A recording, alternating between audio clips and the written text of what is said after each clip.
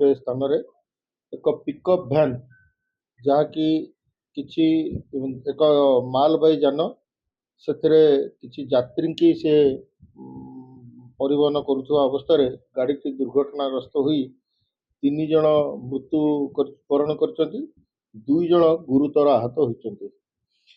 এইଭଳି ମାଲବାହୀ ଯାନଗୁଡ଼ିକ ଯାତ୍ରୀ ନଉଥିବାର ଦୁର୍ଘଟଣାଗ୍ରସ୍ତ ହୋଇଥିବା ଯୋଗୁଁ ବିଗତ ଦିନରେ ବହୁତ ଥର ଆମେ ସ୍ପେଶାଲ ଡ୍ରାଇଭ୍ ମାନ କଣ୍ଡକ୍ଟ କରିଛୁ, ବହୁତ ଗାଡ଼ି ବିରୁଦ୍ଧରେ ମଧ୍ୟ କାର୍ଯ୍ୟାନୁଷ୍ଠାନ ନିଆଯାଇଛି।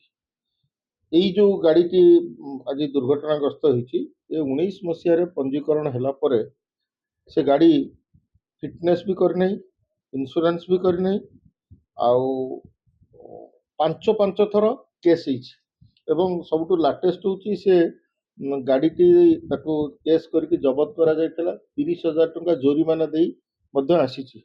କିନ୍ତୁ ପୁନଶ୍ଚ ସେ ଗାଡ଼ିଟି ଏଇଭଳି କାର୍ଯ୍ୟରେ ଲିପ୍ତ ରହୁଥିବା ଯୋଗୁଁ ମାନ୍ୟବର ପରିବହନ ମନ୍ତ୍ରୀ ଆଜିର ଯେଉଁ ଦୁର୍ଘଟଣା ଘଟିଛି ସେଥିରେ ଗଭୀର ଶୋକ ବ୍ୟକ୍ତ କରିଛନ୍ତି ମୃତ ପରିବାରଙ୍କ ପ୍ରତି ଏବଂ ଏହି ଦୁର୍ଘଟଣା ଗାଡ଼ି ବିରୁଦ୍ଧରେ କଡ଼ାରୁ କଡ଼ା କାର୍ଯ୍ୟାନୁଷ୍ଠାନ ନେବା ନିମନ୍ତେ ବିଭାଗକୁ ଶକ୍ତ ନିର୍ଦ୍ଦେଶ ଦେଇଛନ୍ତି।